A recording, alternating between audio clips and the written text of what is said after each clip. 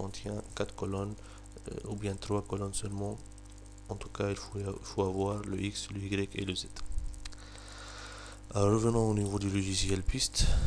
Je vais fermer le fichier piste et je vais introduire le terrain naturel. Alors pour cela, nous avons dit que le modèle fond de plan, c'est le module qui va contenir le terrain naturel. Alors où est-ce que vous voulez le placer? Je vais le mettre dans le même répertoire fichier de conception. Je vais l'appeler TN. Voulez-vous le créer? OK.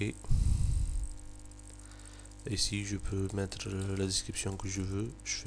Je vais laisser seulement tn.sec. Et ensuite, dans cette zone graphique là, on va importer le terrain naturel. Alors en faisant fichier lire, on peut lire ou bien des fichiers DXF. Donc le terrain naturel sur AutoCAD, on l'enregistre en tant que DXF. Bien sûr, les entités doivent être des points. Ou bien un fichier texte XYZ. Alors, tout comme les XY, il y a les fichiers SEM, semi de points, c'est le même fichier, sauf que l'extension c'est SEM. Ou bien on peut même importer le terrain naturel d'un fichier piste existant. Dans notre cas, on va utiliser le XYZ. Et là, il me renvoie vers le tn.xyz, il le reconnaît déjà. Sur cette fenêtre là, il va me demander certaines informations concernant les intervalles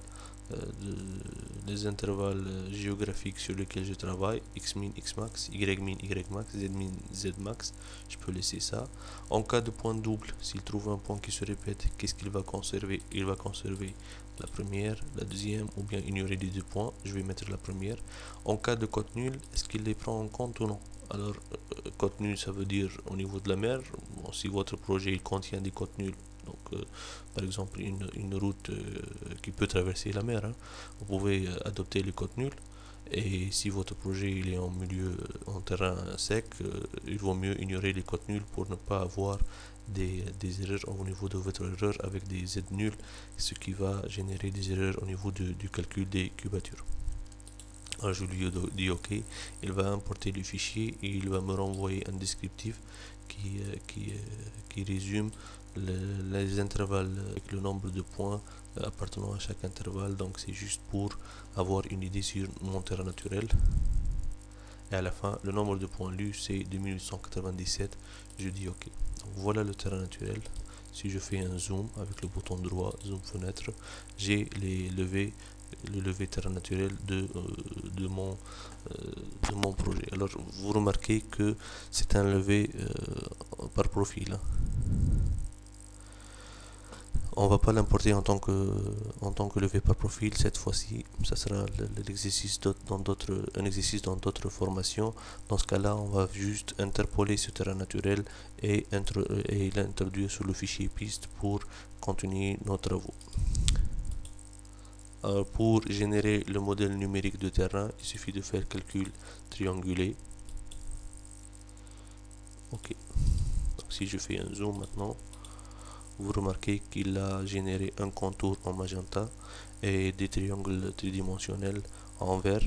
Et ça consiste en un modèle numérique de terrain que je peux utiliser pour générer mon terrain naturel sur le fichier piste, hein. Alors des courbes de niveau aussi, on peut les calculer. Il suffit de mettre un pas. Je vais prendre par exemple 0,5 m. Donc voilà les courbes de niveau. Ça vous donne une idée sur votre terrain naturel. Donc vous avez ici un point, on va dire un point haut, le point plus haut. Donc bien sûr la lecture des courbes de niveau, ça c'est pas le but de ce TP, mais je suppose que les utilisateurs ont quand même une certaine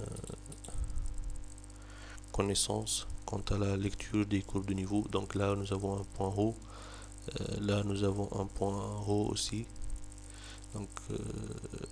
Donc les courbes de niveau, que ce soit des courbes maîtresses ou secondaires, ça permet d'étudier le relief des terrains naturels et pourquoi pas le sens d'écoulement des eaux pluviales sur ce terrain naturel. Donc les courbes de niveau, c'est un outil très puissant pour décrire la géométrie du terrain et éventuellement détecter s'il y a des points qui ne sont pas, dont le Z n'est pas dans la plage de valeur